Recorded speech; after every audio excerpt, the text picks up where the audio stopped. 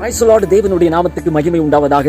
நீங்க நல்லா இருப்பீங்க, நிச்சயமாய் நீங்க ரொம்ப நல்லா இருப்பீங்க. இந்த காலை வேளையில் ஆண்டவருடைய வார்த்தை உங்களுக்கு முன்பாய் வைக்கிறேன். நம்மில் அநேகர் ஆண்டவரிடத்துல கேட்கிறோம், ஆண்டவரே எனக்கு நல்ல உடல் சுகத்தை கொடுங்க, எனக்கு நல்ல பலத்தை கொடுங்க, என் குடும்பத்தை ஆசீர்வதிங்க, பிசினஸ் ஆசீர்வதிங்க, என் கடன் பிரச்சனையை மாற்றுங்க. இது எல்லாம் நம்ம அவர்கிட்ட கேட்கிறோம். ஆனா அவரு நம்ம கிட்ட ஒண்ணு கேட்கிறாரு. என்ன பிரதர் சொல்றீங்க? ஆமா சிஸ்டர் பிரதர், ஆண்டவர் நம்மிடத்துல ஒண்ணு கேட்கிறாராம். பாருங்க, மீகா 6ஆம் அதிகாரம் 8ஆம் வசனம் இப்படியாய் சொல்லுகிறது, மனுஷனே நன்மை இன்னதென்று அவர் உனக்கு அறிவித்திருக்கிறார்.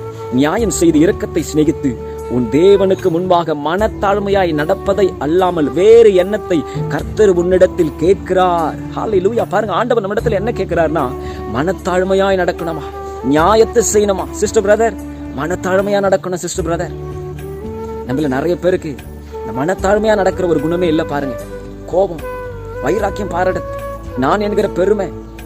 ஹல்லேலூயா. சிஸ்டர் பிரதர், ரட்சிக்கப்பட்ட பிள்ளைங்க, ஞானஸ்தானம் பெற்ற பிள்ளைங்க, கர்த்தருடைய பிள்ளைங்க இன்னைக்கு இதை கடைபிடிச்சு நடக்கிறது இல்ல, மனத்தாழ்மை இல்ல. பாருங்க, வசனம் சொல்லுது, சங்கீதம் 138ஆம் அதிகாரம் 6ஆம் வசனம், தேவன் உயர்ந்தவராக இருந்தும் தாழ்மையுள்ளவனை நோக்கி பார்க்கிறார், மேட்டுமையானவனையோ தூரத்தில் இருந்து அறிகிறார். பிரதர் சிஸ்டர், தாழ்மையா நடக்கிற ஒரு இருதய தாழ்வுக்கு கேளுங்க, ஆண்டவர் நிச்சயமா உங்களுக்கு கொடுப்பார். உங்களுக்கு முன்பாய் நிற்கிறேன்னா பயங்கரமா கோவப்படுவேன், பயங்கரமா எனக்கு கோவம் வந்துடும். யாருன்னா அதனை பேசிட்டா பயங்கரமா எனக்கு கோவம் வந்துடும், கண்ட்ரோல் பண்ண முடியாது. ஆனா இந்த வேதத்தை வாசிக்க தேவ சமூகத்தில் இருக்க பரிசுத்த ஆவியானவரை பெற்றுக்கொண்டு ஆவியானவர் கூட டிராவல் பண்ணும்போது நம்ம சரீரத்தை அவர் மென்மையா மாற்றுறாரு. பாருங்க, நம்ம ஆவி அவர் மென்மையா மாற்றிறாரு, தாழ்மையான இருதயத்தையும் கொடுக்கிறார். சிஸ்டர் பிரதர், வேலை செய்யற இடத்துல தாழ்மையா இருக்க முடியல, குடும்பத்துல தாழ்மையா இருக்க முடியல, கோபம் வந்துருது, கத்துறது இல்ல. ஆண்டவர் நம்ம கிட்ட கேட்கிற என்ன? மன தாழ்மையை கேட்கிறார்.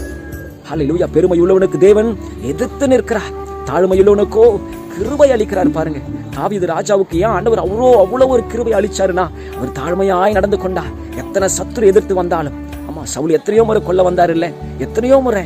ஆனா தாவீது ராஜா அவர் தாழ்மையாய் நடந்து கொண்டார். அதனாலதான் ஆண்டவர் சொன்னார், என் இருதயத்துக்கு ஏற்றவன் என்று சொல்லி. சிஸ்டர் பிரதர், இன்னைக்கு நிறைய பேருக்கிட்ட இந்த மன தாழ்மை இல்லை, அதனால உயர்வை பெற்றுக்கொள்ள முடியல. பாருங்க, உயர்வு வர காரணம் என்ன தெரியுமா சிஸ்டர் பிரதர்? நீங்க தாழ்மையா நடந்து பாருங்க, ஆட்டோமேட்டிக்கா ஆண்டவர் உயர்வை கட்டளிடுவார். குடும்பத்துல, வேலை செய்யற இடத்துல, படிக்கிற இடத்துல, பிசினஸ்ல நீங்க தாழ்மையா நடந்து கொள்ளுங்க, ஆண்டவர் உங்களை ஆசீர்வதித்து உங்கள் எல்லைகளை அவர் பெரிதாக்குவார். மனத்தாழ்மையா நடந்து கொள்ளுங்க, யாரை குறிச்சும் எந்த ஒரு கசப்பும் வெறுப்பும் இல்லாம ஆண்டவரை கேளுங்க, ஆண்டவரே மனத்தாழ்மை கொடுங்கப்பா, எனக்கு இந்த கோபம் வேணாப்பா, எனக்கு இந்த எரிச்சல் வேணாப்பா, தாழ்மையான நடந்து கொண்டு கேட்டு பாருங்க.